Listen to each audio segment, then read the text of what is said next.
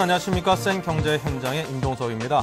3월이 왔습니다. 이제 봄이 됐는데요. 하지만 우리 금융시장과 또 주식시장에는 아직까지 봄이 오려면 한참 멀은 듯합니다. 자, 오늘 환율 급등에 따른 외환당국의 시장 개입에도 불구하고 오늘은 환율은 급등해서 결국 1,570원대에 마감을 했습니다. 11년 만에 최고치를 기록을 했고요. 이에 영향을 받아서인지 오늘 코스피 지수는 전 거래일보다 44.2포인트가 내린 1018.81포인트로 1020선대가 힘없이 무너지고 말았습니다. 자, 오늘 생경제 현장에서는 지난 2월달 무역수지가 선박류의 수출 호조로 흑자를 기록했다는 소식과 함께 만기 도래한 외자 상환으로 골머리를 앓고 있는 시중은행들에 관한 소식을 여러분께 자세히 전해드리겠습니다. 자, 먼저 오늘 발표된 주요 경제 지표를 놓고 희비가 엇갈리고 있습니다. 무역수지 흑자 규모가 20개월 만에 최대치인 30억 달러를 넘어섰다는 그런 반가운 소식이 있는가 하면은요.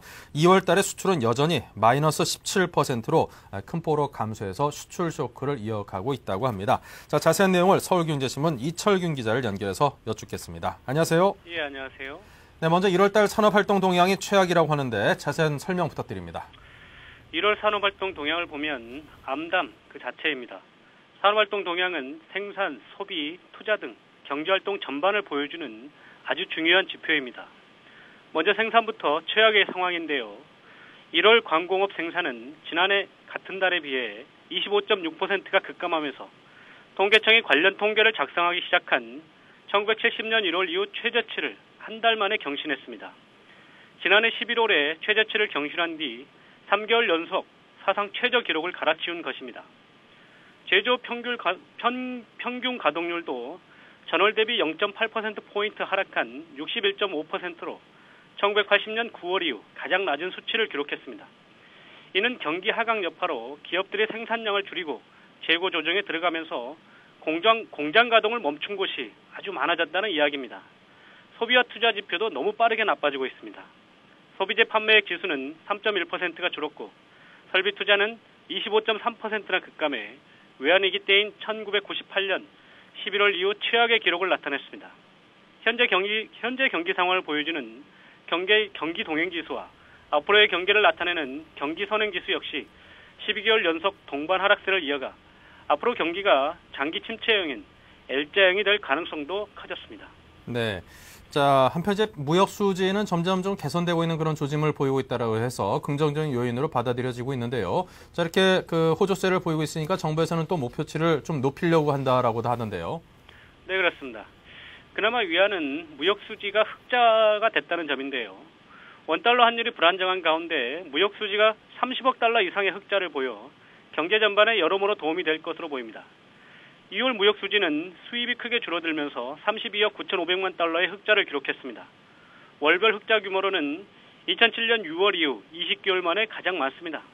다만 무역 수지 흑자의 가장 큰 이유가 수출 증가가 아닌 수입의 급감이라는 점은 좀 아쉬운 대목입니다. 2월 수입은 30.9%나 줄어든 225억 5,300만 달러에 불과했습니다. 2005년 8월 이후 가장 낮은데요. 수입이 줄어든 이유도 국제유가 하락의 영향이 큽니다. 실제 지난해 2월 배럴당 92.5달러에 달했던 원유 도입 단가는 지난달 43.4달러로 등락하면서 원유 수입은 48%가 줄었습니다. 여기에다 국내 경기 침체로 반도체 제조용 장비와 자동차 부품 수입이 각각 90%와 31%가 줄었고 소비재 가운데는 승용차 수입 감소율도 53%에 달한 것도 무역수지 흑자에 도움을 줬습니다. 정부는 무역수지 흑자가 생각보다 좋은 흐름을 보이자 올해 120억 달러로 예상을 했던 흑자 규모를 200달러 이상으로 높여잡을 예정입니다. 네. 자, 그렇다면 수출은 상황이 어떻습니까? 1월보다는 물론 낮긴 하지만 쇼크 수준은 좀 이어간 듯 싶은데요. 네, 그렇습니다. 수출은 1월보다 정도는 덜했지만 여전히 쇼크 수준입니다. 조업일수가 지난해 2월보다 이틀이나 많았지만 수출은 17%가 줄었습니다. 업종별로 보면 선박만이 47%의 증가율을 보이면서 수출 전체의 감소폭을 줄여나갔습니다. 물론 무선통신기기가 3% 증가하며 회복세로 돌아선 점은 긍정적인 신호입니다. 그러나 자동차 마이너스 33%, 반도체 마이너스 40%에서 보여주듯이 주력 산업의 감소세는 여전합니다. 또 선진국은 물론 개발도상국으로의 수출도 크게 줄어들고 있습니다. 수출도 줄고 수입도 줄어들어 경제 규모가 축소되고 있는 것입니다. 상황이 이렇자 정부는 올해 전망했던 수출 전망치를 조정키로 했습니다. 정부는 당초 올해 수출 전망을 지난해보다는 1%가량 상승한 4,270억 달러로 제시했습니다. 그러나 지경부 고위 관계자가 지난해 수준의 수출을 하기도 굉장히 힘들다라고 토로할 정도로 상황이 좋지 않은 만큼 1분기가 지나면 수출 전망치도 낮출 예정입니다. 네. 자, 지금까지 서울경제신문 이철균 기자와 함께했습니다. 고맙습니다. 예, 감사합니다. 네, 시중은행들이 올해 만기 도래하는 외자 상환 문제로 골머리를 앓고 있다고 합니다. 과연 어떤 사연인지 들어보겠습니다. 서울경제신문 김영필 기자를 스튜디오로 모셨습니다. 안녕하세요. 네, 안녕하세요. 네. 자, 시중은행들이 올해 만기 도래하는 외화자금 상환 때문에 무척이나 곤혹스러워하고 있다고요? 네, 은행들이 올해 만기와 도래하는 외화 차입금 상환을 앞두고 고민이 깊어지고 있는데요. 네. 금융계에 따르면 시중은행들은 개별 회사별로 올해 상반기까지 6억에서 10억 달러의 외화 자금을 상환해야 합니다. 우리은행은 올 상반기까지 6억 달러의 중장기 해외 차입에 대해 만기가 돌아오는데요. 올 들어 신규로 1억 2천만 달러를 차입해왔지만 추가 조달이 불가피한 상황입니다. 우리은행 관계자는 글로벌 금융시장이 다시 경색화되면서 해외 투자자들이 기존 대출금 회수 및 회사채에 대해 상환 압력을 높이고 있다면서 다양하게 기존 대출을 롤오버하는 방안을 강구하고 있다고 말하고 있습니다. 국민은행도 사정은 마찬가지인데요. 국민은행은 달러와 엔화로 빌린 해외 차입금 중 사모조달 부분에 대해서는 만기를 연장하는 방안을 추진하고 있지만 공모로 빌린 중장기 자금에 대해서는 상환 압력이 거세질 것으로 전망하고 있습니다. 신한은행도 상반기에 중장기 외화자금 만기가 예정된 상황에서 해외 투자자들이 차환 발행 시 높은 금리를 요구하고 있는 것으로 알려지고 있습니다. 네. 자, 그렇다면 왜 은행들이 이처럼 외화 자금을 상환하는데 어려움을 겪는 이유는 과연 무엇입니까? 네, 이처럼 은행들이 외화 차입금 상환에 어려움을 겪고 있는 것은 해외 투자자들이 금융위기가 심화되면서 적극적으로 자금 회수에 나서고 있기 때문입니다. 또 동유럽발 금융위기에 대한 불안감으로 해외 투자자들이 채권을 사는 데 속적 입장을 보이는 것도 한 원인인데요. 국제 신용평가 회사들이 국내 은행에 대한 신용 등급도 하향 조정을 하고 있어서 해외 채권 발행 금리도 급등하고 있는 상황입니다. 실제로 시중은행의 한 관계자는 시중은행들이 해외 자금 상환에 어려움을 겪고 있고 신규 자금 조달도 여의치 않다면서 무디스, 피치 등 국제 신용평가 회사들이 국내 시중은행들의 신용 등급을 하향 조정하고 있는 것도 외화 자금 조달을 어렵게 하는 요인이 되고 있다고 설명하고 있습니다. 네, 그러니까 빌린 돈의 만기 연장도 좀 잘 안 되고 네. 자금을 조달하기 위한 채권도 잘 안 팔리고 네, 그런 맞습니다. 이중고를 겪고 있군요. 자, 그리고 은행들의 CDS 프리미엄 급등도 역시 원인의 한 가지라는 분석이 있던데요. 네, 그렇습니다. 은행들의 크레디트 디폴트 스왑, CDS 프리미엄이 급등하면서 해외 채권 가산금리도 수직 상승할 움직임을 보이고 있는 것도 자금 조달에 큰 걸림돌이 되고 있는데요. 크레디트 디폴트 스왑이란 해당 은행이나 기업의 부도 가능성을 바탕으로 한 파생 상품인데요. 프리미엄이 높을수록 해당 금융기관이나 기업의 부도 가능성이 높다고 평가됩니다. 국민은행의 CDS 프리미엄은 지난해 9월 말 342bp를 기록했지만 올해 1월에는 406bp를 기록했고 지난달 27일에는 500bp를 넘어선 상태입니다. 산업은행의 CDS 프리미엄도 지난해 11월 말 439bp를 정점으로 올해 1월 말까지는 384bp까지 떨어졌지만 글로벌 금융시장 신용경색이 재현되면서 지난달 27일에는 487bp까지 치솟았습니다. 수출입이 은행의 CDS 프리미엄도 산업은행과 비슷한 수준에서 형성되고 있는 것으로 알려지고 있습니다. 네.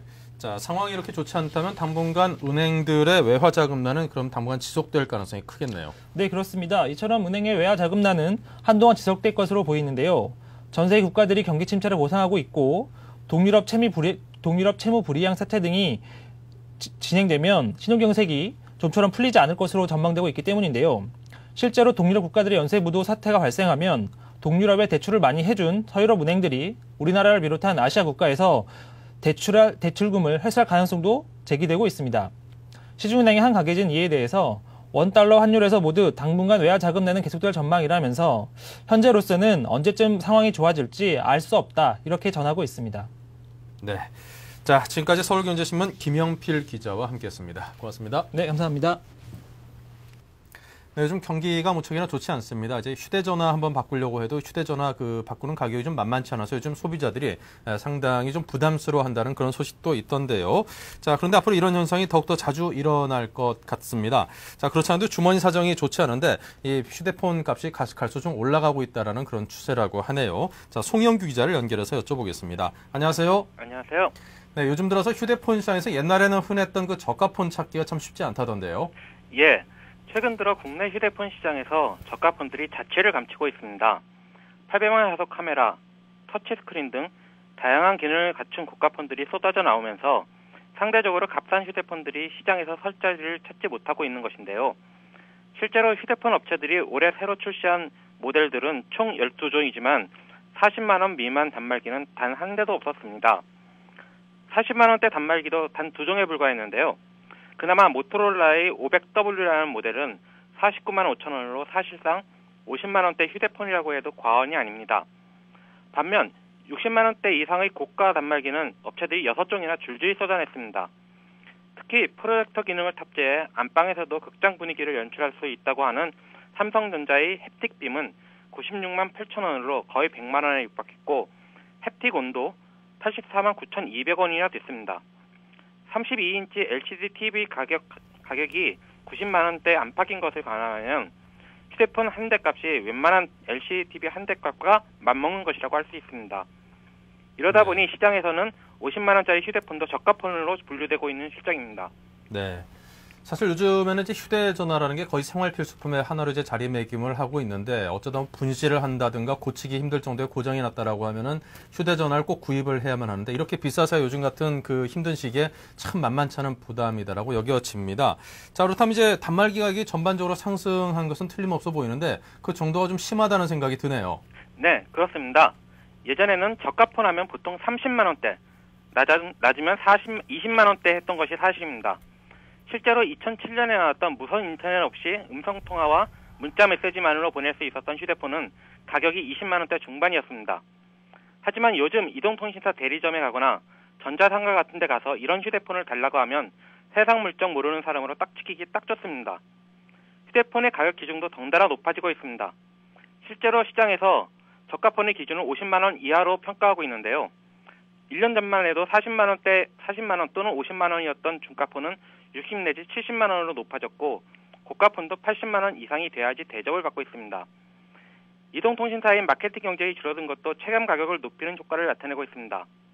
지난해까지만 해도 이 통사에서 단말기 보조금을 많게는 50만 원 이상 주다 보니 실제 휴대폰 가격이 얼마 되지 않았습니다. 공짜폰도 손쉽게 구할 수 있었던 것이 사실입니다. 하지만 이런 것들은 모두 옛날 얘기가 되어버렸습니다. 지금 이 통사 보조금은 많아야 20만 원대에 불과하고 그러다 보니 휴대폰 하나 사는데 보통 30만 원에서 40만 원 이상은 지불해야 합니다. 소비자 부담이 그만큼 커진 것이라 할 수 있겠습니다. 네. 자, 그렇다면 휴대폰 업체들에서는 단말기 가격이 이렇게 전반적으로 상승한 것에 대해서는 어떻게 설명을 하고 있습니까? 네, 휴대폰 업계에서는 일단 환율 상승을 가격 상승이 가장 주요한 원인으로 내세우고 있습니다. 휴대폰 부품 수입가가 지난해 중순에 비해서 무려 50% 이상 증가했기 때문에 가격이 오를 수밖에 없다는 게 이들의 주장입니다. 하지만 가격 상승의 원인을 휴대폰 업계 내부의 전략 변화에서 찾아야 된다는 목소리도 높습니다. 휴대폰 가격이 치솟기 시작한 것은 지난해 3월 삼성전자가 햅틱폰을 내놓으면서부터입니다. 당시 햅틱폰은 70만 원 가까이 했음에도 불구하고 한 달 이상 예약해야 살 수 있는 등 선풍적인 인기를 모았는데요. 이후 업체들마다 고기능, 고사양 경쟁이 불붙기 시작했고 그러면서 단말기 가격이 급속히 높아지게 됐다는 게 업체 관계자들의 평가입니다. 휴대폰 업체들의 프리미엄 전략도 가격 상승에 일조를 하고 있습니다. 삼성전자, LG전자 등 대표적인 국내 휴대폰 업체들은 올해 글로벌 휴대폰 시장이 위축될 것이라고 예상하면서도 상대적으로 부가가치가 높은 프리미엄폰 시장은 성장할 것으로 예상을 하고 있습니다. 따라서 단말기 정도 프리미엄폰이 시장의 주류를 이루게 될 가능성이 높고 이렇게 되면 가격은 더욱 올라갈 수밖에 없다는 게 업계의 관측입니다. 여기에 이동통신사들도 음성통화보다 성장 가능성이 높은 데이터 서비스 위주의 마케팅 전략을 내세웠기 때문에 모바일 인터넷을 보다 쉽게 이용할 수 있는 터치 스크린폰을 선호하고 있습니다. 단말기 가격이 앞으로 더 올라갈 수 있다는 분석이 나오는 것도 바로 이 때문입니다. 따라서 앞으로 저가폰을 시장에서 사기가 더 힘들어질 가능성이 높고 그만큼 휴대폰 구입 부담도 늘어날 것으로 보입니다. 네. 자, 이렇게 다양한 기능을 가진 이제 최첨단의 프리미엄 그 핸드폰을 샀었으면 뭐 좋은 거 누가 모르겠습니까만 그 부담이 참 만만치 않다 싶습니다. 이제 배가 고파서 어쩔 수 없이 밥 먹으러 식당에 들어갔던 이제 값비싼 꽃등심하고 안심만 있고 이제 갈비탕을 안 팔아서 참 그 난감한 그런 형국하고 비슷하다 싶은데 좀 별 기능이 없더라도 저가의 핸드폰을 좀 구입해서 쓰고 싶은 사람들 위한 그런 제품들도 좀 많이 늘어났으면 좋겠습니다. 자, 지금까지 서울경제신문 송영규 기자와 함께했습니다. 고맙습니다. 감사합니다. 네. 자, 이어서 오늘의 경제 지표를 살펴보겠습니다.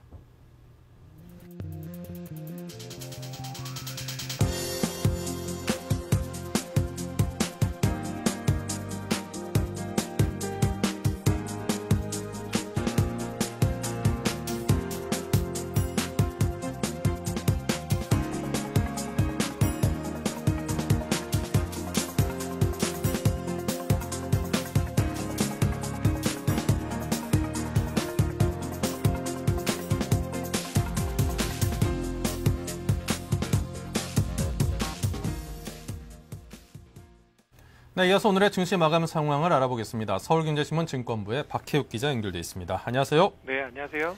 네, 오늘 마감 시황 정말 만만치 않게 끝났다죠? 네, 코스피 지수가 반등 하루 만에 큰 폭으로 하락하며 연중 최저치를 다시 경신했습니다. 미국 최대 금융그룹인 시티그룹이 사실상 국유화로 결론난 데다 지난해 미국의 4분기 국내 총생산이 26년 내 최악을 기록하면서 지난 주말 뉴욕 증시가 하락했다는 소식이 투자 심리를 위축시켰습니다. 원달러 환율이 장한 때 1,590원을 돌파해 급등세를 이어간 가운데 외국인이 4천억 원 이상 순매도하며 15일째 매도일을 이어갔고 프로그램 매도세가 6천억 원 가까이 출회되는 등 수급 상황이 악화되면서 코스피 지수가 1,010선으로 밀려났습니다. 오늘 원달러 환율은 지난 주말보다 36.3원 오른 1,510.3원에 장을 마감해 종가 기준 지난 1998년 3월 11일 이후 최고치를 기록했습니다. 네. 자, 외국인들의 연속 순매도세가 상당히 거세다고 하는데 누적 순매도액이 만만치 않다고 들었습니다. 우리 증시를 끌어내리는 가장 큰 요인 중에 하나로 작용하고 있죠. 네, 외국인들이 셀코리아를 통해 주가 금액을 부추기고 있습니다. 외국인의 매도 공세는 미국 상업은행의 부실, 동유럽 국가부도 위험 등으로 글로벌 금융시장 불안이 고조되는 가운데 안전자산 선호 현상이 높아지고 있기 때문인데요. 이날은 유가증권 시장에서만 4,160억 원 팔아치우며 하루 순매도 규모로는 지난해 11월 이후 5개월 만에 최대치를 나타냈습니다. 그러나 최근에 환율 상승으로 외국인들이 달러 기준으로 느끼는 실질 코스피 지수는 400포인트에 불과하다는 점에서 단기적으로 오는 12일 선물 옵션 만기일을 기점으로 방향이 다시 바뀔 것이라는 전망도 나오고 있는데요. 한 증시 전문가는 일단 외국인들이 다음 주 선물 옵션 만기일까지는 하락적으로 방향을 잡은 듯하다며 이미 누적 선물 매도가 큰 만큼 이 시기를 기점으로 다시 방향을 전환할 가능성이 있다고 전망했습니다. 네. 자, 그리고 국민연금의 5% 룰을 적용받으면서 5% 이상 그 지분을 보유하고 있는 기업들에 대한 보유 종목 공시가 오늘 상당히 본물을 이뤘죠. 네. 주식시장의 큰 손인 국민연금이 5% 이상 보유한 종목 132개 종목을 공개했습니다. 그동안 종목별 연기금 매수 비중을 통해 국민연금 종목에 대해 시장에서는 어느 정도 짐작은 해왔지만 상세 내역이 공개된 것은 이번이 처음인데요. 국민연금이 워낙 큰 규모의 주식 투자를 하다 보니 보유 종목 명단에는 시가총액이 큰 종목이 대부분 포함되어 있습니다. 그중에서도 눈에 띄는 업종은 역시 제약, 보험 등 경기 방어주들인데요. 지분율 기준으로 국민연금이 가장 많이 보유한 종목은 9.85%의 코리안리였고 이외에도 메리츠화재, 삼성화재, 현대해상화재 등 주요 보험사들의 지분을 5% 이상 사들인 것으로 나타났습니다. 국민연금이 들고 있는 종목에 대해 공개는 했으나 일반 투자자들이 국민연금 따라하기 투자는 그다지 신통치 못할 것으로 전문가들은 내다봤는데요. 한 증시 전문가는 국민연금이 10% 가까이 보유하고 있는 종목을 추가로 사들일 가능성은 거의 없다며 수급이 개선될 것이라는 기대감으로 국민연금이 대량으로 투자한 종목을 따라 사는 것은 위험하다고 말했습니다. 네. 자, 지금까지 박혜욱 기자와 오늘의 증시 상황 소식을 전해 들었습니다. 고맙습니다. 네, 감사합니다. 네, 이어서 뉴스 단신을 전해드리겠습니다.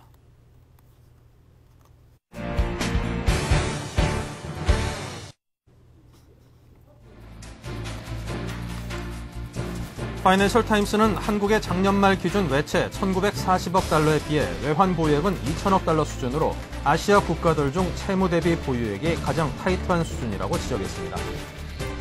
GM대우의 지난 2월 자동차 판매 실적이 전년 동월 대비 30.4% 줄어든 것으로 나타났습니다. 국내 완성차 5개사의 총 판매량 역시 14.5%가량 줄었습니다. 엔고에 따른 일본인 관광객 매출 증가 등에 힘입어 백화점 업계의 매출이 호조세입니다. 롯데백화점은 지난 1, 2월 누계 실적 신장률이 전년 동기 대비 11.8%로 두 자릿수 신장한 것으로 나타났습니다. 금융감독원은 자본시장법 시행으로 크게 늘어난 지분공시 의무자들의 원활한 공시를 위해 2, 3일 이틀간 공시 시간을 평시보다 1시간 늘리고 동시 접속자 수도 4배 이상 늘리기로 했습니다. 네, 잠시 후 센시장 분석을 이어가겠습니다.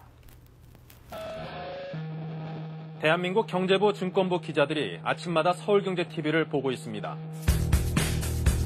매일 20분 투자로 미 증시 흐름을 한눈에 블룸버그 파이널 워드 30분 시청으로 아시아 경제까지 한꺼번에 블룸버그 아시아 비즈니스 투나잇 한글 자막과 함께 방송되는 블룸버그의 또 다른 프로그램들 주말 인터뷰 프로그램 나이트 토크 성공한 모험 기업인을 다룬 블룸버그 벤처 음악과 영화, 순수 미술에서 세계 최고급 레스토랑까지 고품격 문화예술을 소개하는 매거진 프로그램 블룸버그 뮤직 세계 정재계 거물들의 향배를 통해 글로벌 마켓을 예측하는 블룸버그 폴리티컬 캐피털 블룸버그의 간판 스타 버나드 로가 각국 기업과 정부, 각계각층 인물 인터뷰를 통해 경제를 진단하는 블룸버그 보이스 국내 최초 3시간 내 번역 자막 처리 블룸버그 TV 국내 독점 채널 서울경제TV에서 이 모든 것을 경험하십시오.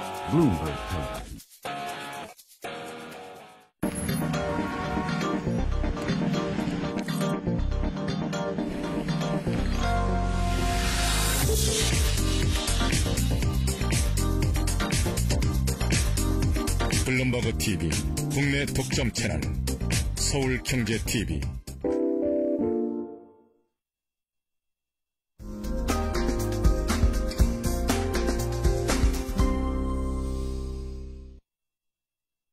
네, 센시장 분석 시간 코너를 이어가겠습니다. 자, 오늘은 삼성선물의 리서치센터 이모상 과장을 모셨습니다. 어서 오십시오. 안녕하십니까. 네, 먼저 지난주 해외 주식시장의 주요 변동 사항부터 요약해 주시기 바랍니다. 예. 일단 동유럽의 외환위기 재현 가능성과 그리고 미국의 시티은행 그리고 AIG 보험사 쪽의 그 사실상의 국유화 조치로 인해서 S&P 500 지수는 작년 말의 저점인 740대를 하회하고 끝이 났습니다. 2주 전쯤 말씀을 드렸습니다만 동유럽 국가들의 디폴트 우려가 확대되며 여기에 대출을 하고 있는 서유럽 금융기관들의 그 신용등급 하향 수정 가능성이 제기가 됐습니다. 현재 서유럽 국가들의 그 동유럽 국가들에 대한 대출 규모를 보게 되면 약 1.5조 달러 정도에 달하는 것으로 알려지고 있는데 이는 미국의 서프라임 관련 부실 규모에 필적하는 규모에 해당한다고 할 수 있겠습니다. 다음 차트를 보시게 되면 그 현재 서유럽 국가들이 동유럽 채권 보유액의 그 각국별 명목 GDP 대비 비중입니다만 가장 문제가 되고 있는 나라는 오스트리아와 벨기에 쪽입니다. 현재 오스트리아 쪽에 그 한 은행 같은 경우, 오스트리아 같은 경우는 약 한 74% 가까이 되기 때문에 현재 단일 국가만의 어떤 문제로 해결될 수가 없고 결국 유럽 전체적인 공조가 필요하다고 생각이 됩니다. 그리고 지난 주말 그 메르켈 독일 총리가 동유럽에 대한 일괄 지원안에 대해서 반대를 하는 의사를 표명을 했습니다. 따라서 이번 주에도 이러한 그 신용 불안이 지속이 될 것으로 보이고요. 이는 그 지난 주말 세계은행 등 약 한 3개 은행 쪽에서 동유럽에 대한 310억 달러 규모의 지원안을 발표했음에도 불구하고 좀 전에 말씀드린 대로 전체 규모가 1.5조 달러 정도에 달하기 때문에 결국 독일의 협력이 꼭 필요한 상황입니다. 다만 독일 같은 경우도 유로존의 통합이라고 하는 큰 대승적 차원에서라도 일괄적인 지원에 대해서는 반대를 하더라도 개별적인 선별 지원에 대해서는 나설 것으로 보이기 때문에 일말의 희망은 조금 남아있는 것으로 생각이 됩니다. 네. 자, 그렇다면 이제 향후 해외 시장에 대한 전망이라든가 또 주의해서 지켜봐야 될 점들이 있다면 어떤 것들을 꼽으시겠습니까? 예. 기본적으로 CT 및 AIG의 국유화로 인해서 기존 주주들의 주식 가치가 희석된다는 점에서는 금융 섹터의 추가적인 하락이 예상이 됩니다. 일단 정부가 보유한 시티의 우선주 250억 달러 상당을 보통주로 전환할 것으로 이미 밝혀져 있고요. 그리고 AIG 같은 경우도 오늘 아침 새벽에 발표된 결과를 보게 되면 300억 달러의 그 신규 우선주를 정부에 매각할 것으로 알려지고 있습니다. 결국 이 우선주가 다시금 보통주로 전환될 것이기 때문에 사실상 국유화 수순으로 들어간 것으로 보이고 기존의 주식을 가지고 있는 주주들의 어떤 주식 가치는 하락할 것으로 예상이 됩니다. 네. 그리고 다음으로 이제 향후 4월 말까지 스트레스 테스트를 통해서 그 살아남을 수 있는 은행들을 갖다가 결정할 것으로 보이는데요. 이 4월 말까지 예정된 스트레스 테스트를 통해서 자본이 부족한 은행들은 10월 말까지 외부 자금 조달을 하거나 아니면 결국 국유화 수순을 밟을 것으로 예상이 됩니다. 일단 1단계로는 이 스트레스 테스트 자체를 통과하지 못한 은행들의 어떤 주가 급락이 예상이 되고 4월 말 테스트를 통과하지 못한 기관들 같은 경우는 그 이후 10월 때까지 자금 조달 성공 여부를 갖다 시장이 지켜볼 것으로 예상이 됩니다. 따라서 전반적으로 10월까지는 어떤 시장의 불안 상황이 지속이 될 것으로 예상이 됩니다. 다만 주의할 것은 이 같은 그 단계를 거치면서 시장은 악재를 반영할 것으로 예상이 되고요. 네. 특히 최종적으로 시티은행과 같은 금융 섹터의 급락 과정을 거치면서 시장의 어떤 안정화가 예상이 됩니다. 특히 이제 오바마 정부가 추진하고 있는 주택담보대출이라든지 그리고 자동차 론 등에 대한 그 대출 기준 완화를 통해서 결국 지금 자금 경색으로 인해서 이런 문제들이 계속 불거지고 있는데 은행들의 어떤 국유화를 통해서 이러한 부분들은 자금을 좀 더 원활하게 돌게 할 수 있는 요인이라는 점은 그 간과해서는 안 될 것으로 생각이 됩니다. 지금 뭐 차트를 보시게 되면 그 4월까지 실시할 예정으로 있는 스트레스 테스트의 두 가지 시나리오가 있는데 한 가지는 최악의 시나리오 같은 경우 그 GDP 성장률을 마이너스 3.3%로 예상을 하고 있고요. 그리고 실업률 같은 경우는 2009년에 8.9% 그리고 2010년까지 10.3%를 예정하고 있습니다. 그리고 주택가격 하락률도 마이너스 22% 정도를 예상하고 있기 때문에 거의 뭐 최악의 시나리오라고 생각이 되고 이 부분을 통과하는 은행들은 일단 문제가 없을 것으로 생각이 되고 또 통과하지 못한다 하더라도 결국 마지막 단계는 정부의 국유화이기 때문에 그 과정에서 물론 주가 하락은 있겠지만 그 시나리오 자체는 결국은 어느 정도는 국유화를 통해서 금융시장 안정이 가져올 것이라고 생각을 하고 있습니다. 네. 자, 그렇다면 이제 은행 국유화라든가 있지만 AIG나 CT 같은 그런 네. 그 금융기관들의 국유화를 통해서 네. 좀 그 얻을 수 있는 긍정적인 그런 결과라든가 요인들 네. 투자자들이 좀 봐야 될 그런 시나리오라면 어떤 것들이 있을까요? 일단 그 다음 차트를 하나 보시게 되면 네. 지금 미국의 트리플 B 등급 채권의 보유 리스크 같은 경우는 지금 녹색으로 표시된 굵은 실선입니다만은 이미 대공황 아래쪽에 31년 왼쪽에 높은 그 급등한 지역이 30년대 대공황 시절입니다. 이미 이 시절을 갖다가 능가한 상황이라는 것을 알 수가 있습니다. 즉 시장은 이미 패닉 상태에 빠져 있다는 부분이고요. 근데 그때 당시하고 지금 상황하고 크게 다른 점은 첫째 그 정부의 신속하고도 적극적인 재정 지출 확대 방안이 이미 수립이 되고 있다는 부분입니다. 이 부분은 글로벌하게 다 동일한 움직임을 보이고 있고 두 번째로는 FRB가 양적 완화를 통해서 돈을 무제한으로 풀어서더라도 어떤 디플레를 막겠다는 확고한 의지를 보여주고 있다는 점입니다. 그리고 보호무역주의가 일부 나타나고는 있지만 G20이라든지 G7 회담 등을 통해서 이에 대한 이를 막기 위한 노력도 경주되고 있다는 점은 간과해서는 안 될 것으로 생각을 합니다. 즉 리스크 관리를 우선은 해야겠지만 물론 이게 10월까지는 어떤 변동성은 클 것으로 생각이 됩니다만 이러한 그 시절이 지난 다음에는 대출의 어떤 다시 재활성화 등을 통해서 시장이 안정을 찾을 수 있다는 점은 늘 감안하실 필요가 있고요. 그리고 한 가지 그 마지막 차트입니다만 그 미국의 저축률 추이를 보게 되면 최근에 작년 같은 경우 마이너스까지 저축률이 감소한 적이 있었습니다만은 현재 3.6%까지 반등을 한 상황입니다.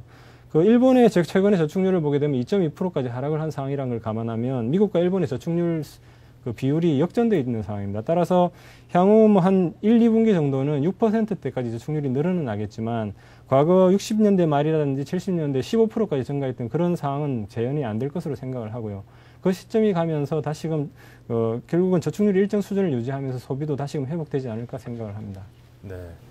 자, 그리고 오늘 그 금융시장은 아주 극도로 그 불안한 모습을 보였습니다. 1,500원 선에서 이제 뭐 초반에서 잠깐 그 환율이 급등을 하면서 11년 만에 최고치로 기여를 하고 있는데 1,570원대까지 급등을 해버렸고 주식시장 역시 물론 1000포인트대는 지켜내긴 했습니다만 떨어지는 추세를 봐서는 뭐 1000포인트 지켜내는 게 참 버겁다 싶을 정도로 오늘 그냥 급전직하는 모습을 보였는데 여러 가지 그 불안한 그 요인들이 상존하면서 앞으로 그 주식시장에서 이게 적응하기가 참 쉽지 않겠구나 하는 그런 생각을 하게 되더라고요. 전문가로서 오늘 상당히 좀 쇼크도 받고 일부 패닉 상태에 빠졌을 수도 있는 그런 투자자분들을 위해서 좀 힘이 날 만한 얘기가 있을 수 있을까요? 조언을 좀 부탁드리겠습니다.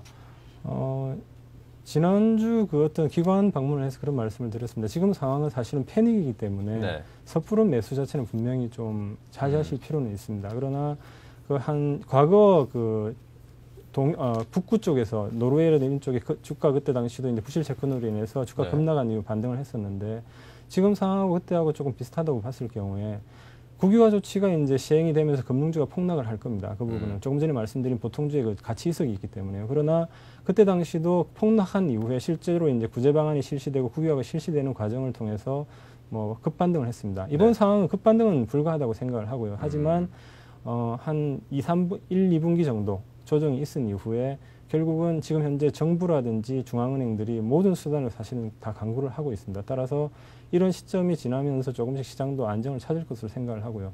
조금 전에 말씀드렸듯이 지금 현재 뭐 CDS 프리미엄이라는 이런 쪽을 보게 되면 이미 지금 시장 상황은 패닉이고 대공하고 마찬가지입니다. 그러나 잘 생각해 보시면 그때하고는 분명히 다르다고 생각을 하거든요. 네. 그런 부분은 좀 감안하실 필요가 있지 않나 생각을 합니다.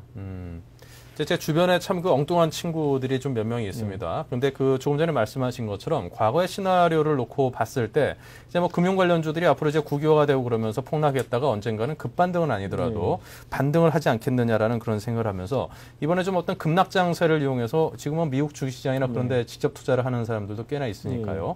저런 금융주들을 좀 이제 국유화된다는 건 절대 망할 염려가 없는 거 아니냐 단순하게 생각을 해서 좀 주워놨다가 오랫동안 갖고 나면 나중에 한재산 되지 않겠냐 이런 단순한 그 시각으로 접근하고자 하는 그런 투자자 친구들이 좀 있던데 그런 분들께는 전문가로서 어떤 조언을 주시겠습니까? 일단은 조금 전에 스케줄을 보시더라도 4월하고 그다음에 10월까지는 시장 자체 변동성이 계속 클 겁니다. 그렇기 때문에 저는 농담삼아 말씀드릴 때 그 연말 소득공제를 생각해서 그냥 내릴 때마다 급락할 때마다 조금씩 사나간다고 생각하시고 접근하는 게 맞다고 생각을 하거든요. 섣부른 어떤 단기 바닥이라고 생각하시고 들어가기보다는 최소한 제 생각에 아무리 짧아도 한 2, 3개월은 지속이 될 거기 때문에 그 상황 속에서 급락할 때 조금씩 담는다는 게 맞는 거지 어떤 뭐 소위 말하는 그 저점에서 일시에 다 산다는 그런 건 좀 상당히 위험한 상황이라고 생각을 합니다. 그러니까 저가 매수로 급락할 때 조금씩 산다는 그런 또 기간 자체도 일단 4월에 한번 그런 발표가 있으면서 시장이 출렁일 거고요. 그리고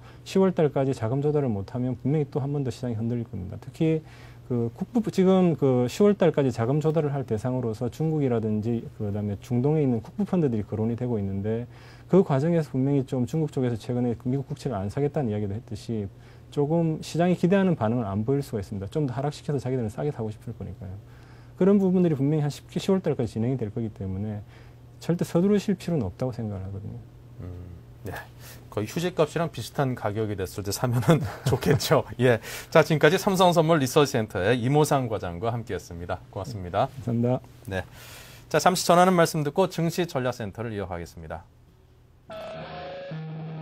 대한민국 경제부 증권부 기자들이 아침마다 서울경제TV를 보고 있습니다. 매일 20분 투자로 미 증시 흐름을 한눈에 블룸버그 파이널 워드 30분 시청으로 아시아 경제까지 한꺼번에 블룸버그 아시아 비즈니스 투나잇 한글 자막과 함께 방송되는 블룸버그의 또 다른 프로그램들 주말 인터뷰 프로그램 나이트 토크 성공한 모험 기업인을 다룬 블룸버그 벤처 음악과 영화, 순수 미술에서 세계 최고급 레스토랑까지 고품격 문화예술을 소개하는 매거진 프로그램 블룸버그 뮤직 세계 정재계 거물들의 향배를 통해 글로벌 마켓을 예측하는 블룸버그 폴리티컬 캐피탈 블룸버그의 간판 스타 버나드 로가 각국 기업과 정부, 각계각층 인물 인터뷰를 통해 경제를 진단하는 블룸버그 보이스 국내 최초 3시간 내 번역 자막 처리 블룸버그 TV 국내 독점 채널 서울경제TV에서 이 모든 것을 경험하십시오.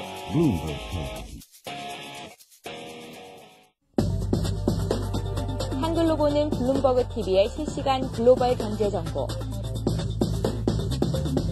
한국 방송사상 외국 경제 정보 TV 프로그램을 국내 최초 3시간 내 번역, 자막 처리, 정보 시차를 거의 극복해낸 블룸버그 TV 국내 독점 채널 서울경제TV. 한글 자막과 함께 방송되는 블룸버그 프로그램들을 서울경제TV에서 만나보세요.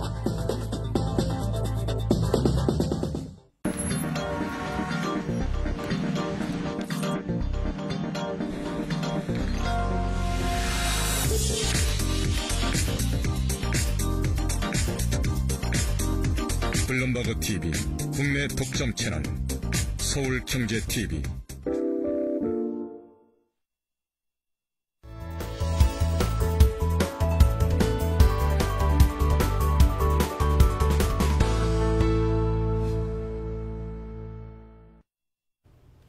네, 충시전략센터 순서를 시작하겠습니다. 메리츠증권의 박진 지점장, 하나대투증권의 최석훈 부장 두 분의 전문가를 모셨습니다. 안녕하십니까? 안녕하십니까? 네, 먼저 오늘 장 상당히 많이 떨어졌는데요. 박진 지점장께서 오늘 장 정리부터 해주시죠. 네, 2월을 마감한 지난 주말 뉴욕 증시는 미 정부가 사실상 시티 지분을 인수하며 국유화를 기정사실화하고 GDP가 26년 만에 최악이라는 악재에 짓눌리며 2월 한 달 다우지수가 11.7%, 나스닥은 6.7% 하락한 끝에 2월 한 달 지수 하락폭 최대라는 불명예를 안고 마감하였습니다. 업종별 동향을 보면 금융주들의 하락이 두드러졌는데 국유화가 사실상 드러난 시티가 42%, 네. 또 다른 국유화 가능성이 있는 BO, 뱅크 오브 아메리카가 25% 폭락했으며 상대적으로 건전한 JP모건과 골드만삭스는 소폭 하락에 그쳤습니다. 또한 민간 의료비 지출을 줄이겠다는 여파로 머크, 존슨앤존슨 등 의료보건 관련주들이 연이틀 하락했고 생존 게임을 벌이고 있는 GM도 5.4% 하락하였습니다. GDP 발표 여파로 국제 유가는 나흘 만에 하락하였으며 달러는 강세를 지속하였습니다.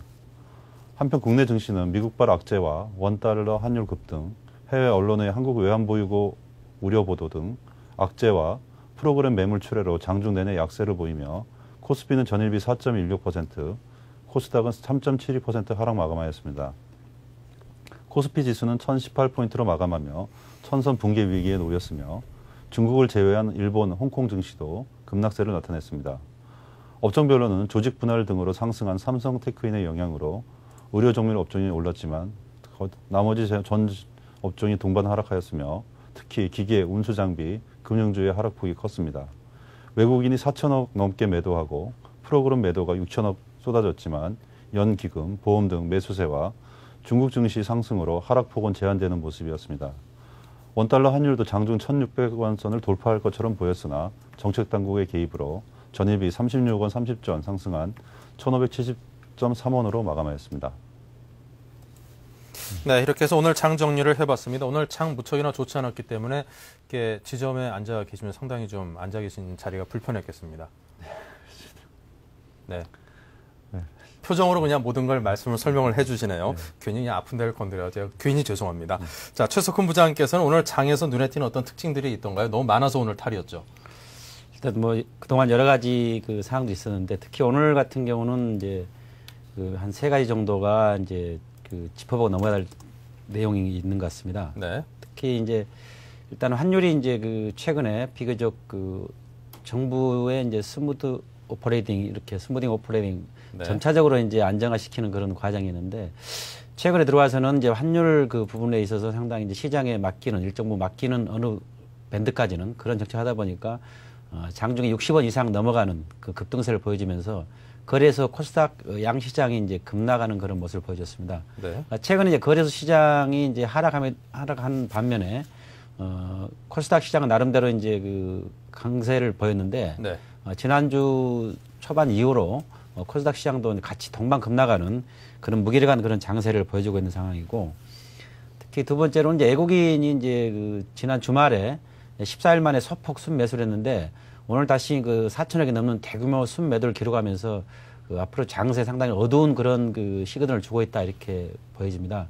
특히 이제 외국인 순매도는 지금 이제 유럽계 위주로 지금 나오고 있는 걸로 파악이 되는데 지난 연말에 이제 그 순매수했던 그런 자금들이 지금 이탈해가는 그런 과정 아닌가 이렇게 보여지고요. 그리고 세 번째로는 지금 이제 환율 부분입니다. 아까 말씀드렸던 환율이 이제 단기적으로 이제 그 장의 어떤 큰 변수가 아닌가 가장 큰 변수로 보여지는데 일단 이제 환율 부분은 그 국내적 요인보다는 그 해외 쪽 변수가 더 크게 작용하기 때문에 국내에서 어떤 그 수급의 그 부분이라든가 아니면 정부의 개입으로 카바링 할 수 없는 그런 변수인 것 같습니다. 그래서 환율이 앞으로 어떻게 움직이냐는 부분들은 앞으로 해외 변수와 맞물려서 장에 큰 변동력이 될 것 같고 더불어서 외국인의 이제 선물 매매 동향입니다. 지금 2월 한 달 동안 외국인이 이제 28,000계약에 가까운 그 선물 누적 순매도를 기록하고 있는데 아마 지금 그 사상 최고 수준 누적 순매도로 하면은 사상 최고 수준에 이르기 때문에 과연 오늘 이제 그 외국인 순매도가 이제 그 장중에 종가 기준으로는 7,800계약 순매수로 돌아섰는데 이 부분이 앞으로 이제 그 순매도의 한계점이 부들렸기 때문에 이런 변화인지 안 그러면 내일 다시 어떤 순매도로 돌지는 우리가 관심 있게 지켜봐야 할 것 같습니다. 특히 이제 외국인 선물 매도와 관련해 가지고 외국인의 어떤 시장 그 영향력이 굉장히 커진 상황입니다. 외환 시장, 선물 시장, 주식 선물 시장에 이제 그 외국인 영향이 커졌기 때문에 외국인의 선물 매매에 따라서 이제 장중에 급등락할 수 있는 그런 요인이 상당히 많이 나타나고 있습니다. 그래서 특히 이제 오늘 하나 다행스러운 부분들은 종가 기준으로서 코스피 200 지수와 선물 지수와 코스피 100 지수 간에 0.13 정도 아주 미세하게 컨탱고를 기록하면서 내일 혹시 장세가 어떻게 따라서 이제 상당히 이제 어떤 변화의 가능성도 나타나고 있다. 이 부분은 상당히 좀 긍정적이라고 할 수 있겠습니다. 네.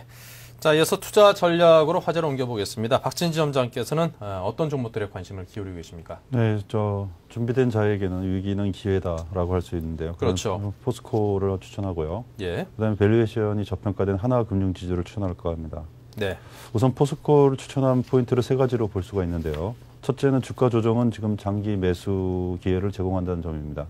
실제로 올해 1분기 실적은 계속된 감산, 수출가 급락, 환율 상승 등으로 예상치보다 나쁠 것으로 추정되고 국제 철강 가격도 바닥 수준이지만 상승세로 돌아서기는 시일을 요할 것으로 판단됩니다. 글로벌 경쟁사들과 비교해 볼 때 동사가 불황을 극복하고 다음 상승 사이클에 대비하는 역량은 상대적으로 뛰어날 것으로 예상됩니다. 둘째는 원가 경쟁력을 바탕으로 한 상대적으로 높은 가동률 유지인데요. 해외 경쟁사들의 설비 가동률이 40에서 70% 수준으로 지금 하락한 것에 비해서 동사는 지금 높은 수준을 보이고 있는 이유는 월등히 낮은 쇳물 생산 원가, 조선 경기와 맞물린 수급 구조상 프로덕트 믹스, 조정 가능성, 앵고와 원화 약세로 냉연 도금 제품의 수출 가능성 증대 등입니다. 셋째로 상대적으로 많은 현금 보유량은 유사시를 대비할 수 있는 능력이라는 점인데요. 미탈, US 스틸, 바오 스틸, 니폰 스틸 등 해외 경쟁사들의 순현금이 모두 대폭 마이너스인 반면에 동사는 지금 플러스 상태여서 유사시에 자금 조달 능력이 뛰어나고 2009년 예상 PER 기준 8.5배, PBR 0.9배로서 해외 경쟁업체들의 평균 PER이 13배 수준임을 감안할 때 현 주가는 지금 상당히 저평가되어 있고요. 목표가를 PER 12배 수준으로 적용한다 그러면은 46만 원 선, 손절가는 27만 원을 제시하겠습니다. 네. 자, 이렇게 포스코에 대한 의견을 들어봤습니다. 지금 고점 대비해서 상당히 두 번째 지금 하락을 겪고 있는 모습인데요. 하지만 뭐 기업의 어떤 그 탄탄한 그 펀더멘탈에 한번 집중을 해봐야겠죠. 자, 그렇다면 하나금융지주는 어떻습니까? 예, 지금 뭐 금융주들이 상당히 지금 전 세계적으로 문제가 되긴 하는데요. 네. 그러나 지금 주가가 많이 빠졌습니다. 하나금융주도 일단 세 가지 키포인트가 있습니다. 첫째는 4분기 흑자 전환을 했다는 것인데요. 동사의 4분기 순이익은 124억으로 당초 추정치를 하회했지만 3분기 적자에서 소폭 흑자 전환했다는 데 의의를 가질 수 있습니다. 태산 LCD 충당금 적립률이 79.7%로 2009년부터는 부담을 상당히 덜게 됐고요. 요주의 여신을 계상한다든지 구조조정 관련 부분도 고정여신으로 계상하였기 때문에 자본 확충 등으로 해서 BIS 비율도 13.27%를 기록했습니다. 둘째, 2009년에는 이익 신장이 가능하다는 점인데요. 1차 기업 구조조정 관련 비용이 PF 대출을 포함해서 501억이 소요되었었는데 충당금 적립률이 34%로 충분한 수준이고 2차 조정 비용도 크지 않고 태산 LCD 관련 충당금 부분도 경감되었으므로 연체율과 건전성 회복과 함께 올해는 이익 신장이 기대된다는 것이고요. 셋째는 그 밸류에이션의 매력이 증가됐다는 것인데 2009년 예상 실적 기준으로 EPS가 2,914원, BPS가 44,713원, 현 주가를 고려할 경우에 PER이 6.3배, PBR이 0.4배로 다른 은행들보다도 지금 낮은 수준이라는 점이고 밸류에이션 매력을 증가시키는 PER 9배, PBR 0.6배 수준인 목표가를 27,000원, 손절가는 15,000원 정도로 제시하겠습니다. 네. 자, 이렇게 해서 하나금융지주에 관한 설명까지 들었습니다. 자, 계속해서 최석훈 부장님의 추천 종목 들어보겠습니다. 오늘은 최근에 이제 환율 급등과 관련해 가지고 세방전지와 효성 두 종목을 가지고 왔습니다. 네, 세방전지부터요. 그러니까 세방전지는 이제 국내 그 축전시장 점유율 1위 업체인데요. 그러니까 작년 그 기준으로 매출액은 그 26% 증가한 6,200억 수준이고요. 영업이익은 270% 증가한 1,100억 수준. 당기 순이익은 3배 정도 증가한 750억 정도를 기록하고 있습니다. 네. 일단 뭐 실적이 굉장히 많이 호전됐는데 이게 축전지 업체가 보면은 국내에서 한 10여 개사가 지금 활동하고 있습니다. 축전지 업체 10여 개 중에서 상위 4개 업체가 전체 시장 점유율 95%를 점하는 이제 과점 형태로 운영되고 있는데 일단 올해 2차 전지 시장 같은 경우는 이제 하이브리드 전기 자동차가 올해부터 이제 본격 생산을 지금 할 걸로 보여지고 있습니다. 기존에는 이제 일본 업체들이 이제 독점을 하고 있었는데 국내 업체들이 2000년도부터 시장에 진입하면서 지금 치열한 경쟁을 지금 하고 있습니다.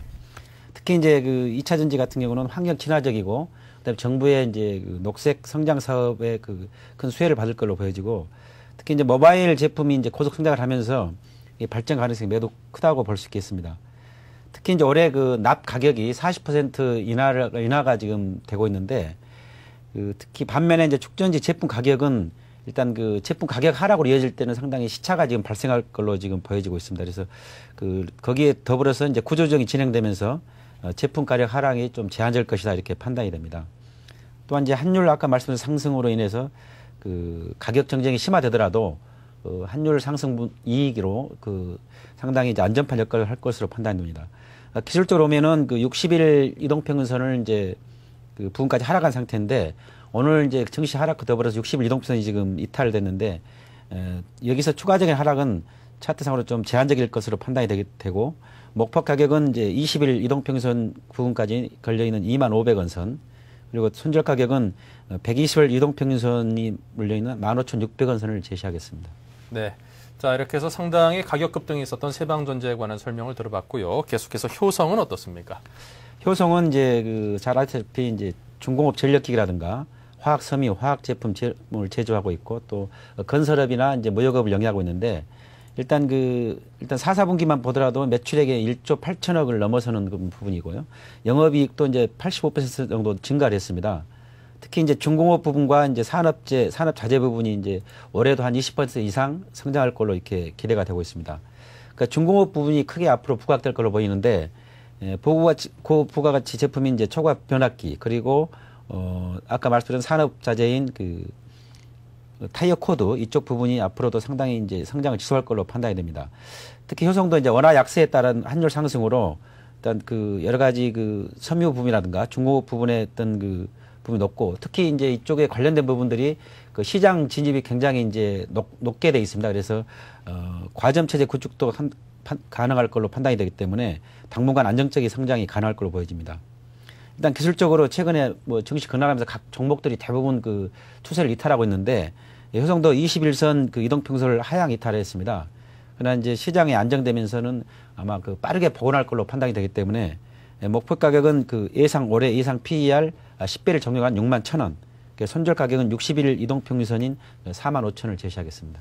네, 자 이렇게 해서 두 기업에 관한 추천 종목 설명을 들어봤습니다. 자 계속해서 내일 장에 대한 좀 전망을 좀 여쭤보고 싶은데요. 오늘 장이 워낙 좀 많이 빠졌으니만큼 내일 장 어떻게 보십니까? 일단 시장이 굉장히 좀 어려운 국면인데 네. 우선은 여러 가지 요인 아까 말씀드렸던 박지임장 말씀하셨고 오늘 분석하면서 이야기했지만 환율이라든가 그다음에 동유럽 금융에 따른 이제 글로벌 금융의 확산 이런 것들이 이제 계속 광범위하게 영향을 미치고 있습니다.